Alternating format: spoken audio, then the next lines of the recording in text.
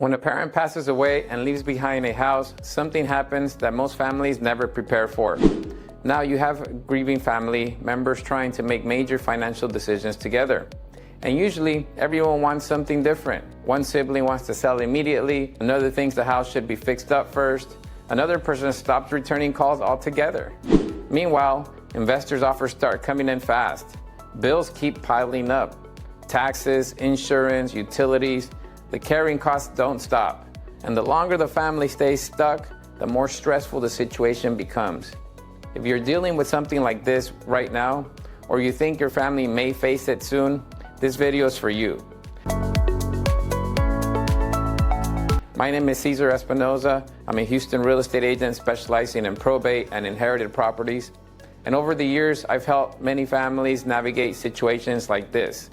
Not just selling property, but helping families get aligned so they can move forward together and maximize the value of the estate.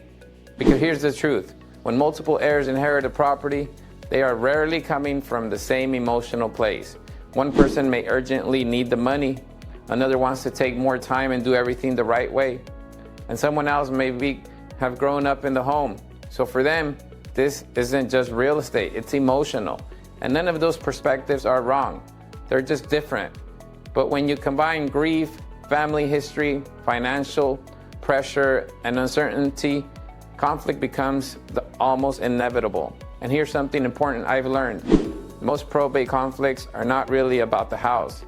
They're about uncertainty. People start reacting emotionally because they don't have clear information. They assume the worst. They assume someone else has different intentions, and decisions start getting driven by fear instead of facts. That's why the process matters so much. The first step towards getting everyone aligned is getting everyone into the same conversation. Not separate side conversations, not filtered information.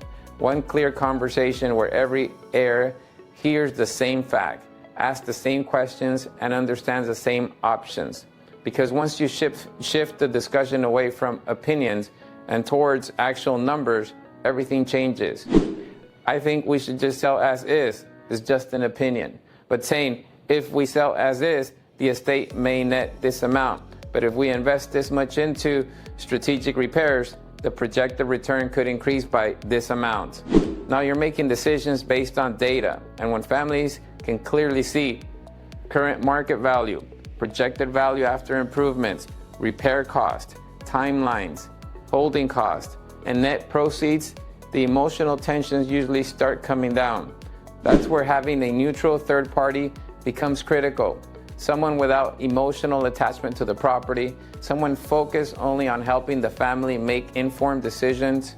Let me give you a real example. We worked with a family that inherited a property needing significant repairs. As soon as the owner passed away, investors' calls started coming in immediately, and the offers were far below what the property could actually sell for on the open market. Some heirs wanted to take a quick cash offer and move on. Others believed the property could sell for much more if it was prepared properly. Communication started breaking down. Nobody was fully aligned. And meanwhile, the carrying costs kept increasing every month.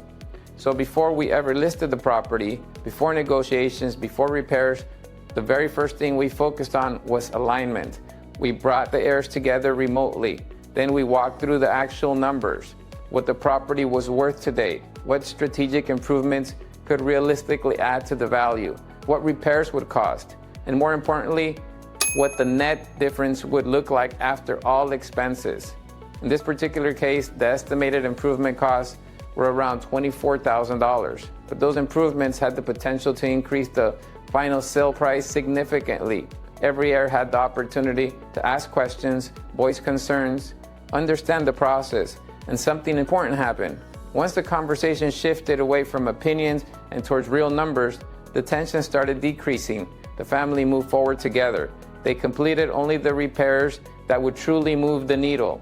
The property was professionally prepared, clean, photographed, and marketed correctly. And in the end, the home sold for $422,000, significantly higher than the original investor offers. But honestly, the biggest one wasn't just the price. It was the fact that the family was able to move forward together without the situation becoming a permanent source of resentment or conflict. Now, to be fair, not every probate situation resolves this smoothly. Sometimes heirs refuse to communicate. Sometimes people refuse to sign documents. And sometimes the family issues go much deeper than the property itself. In those situations, legal remedies may become necessary. For example, a partial action can sometimes force the sale of a property when heirs absolutely cannot agree. But that's usually the last resort. For most families, the solution is not forcing people, it's creating structure, providing clear information, and having the right person guide the process. So here's what I want you to take away from this video. Finally, disagreements during probate is normal. It does not mean the situation is hopeless.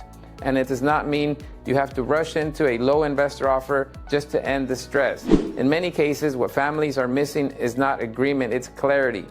Once everyone understands the options, the numbers, and the potential outcomes, people often align much faster than expected. If you're currently dealing with an inherited property or your family is trying to figure out the next step, feel free to reach out. No pressure, no obligation, just real conversation about your situation and your options. And if this video was helpful, make sure you like and subscribe. I create content specifically for families navigating probate, inherited properties, and the real-world challenges that come with them. Thanks for watching, and I'll see you in the next video.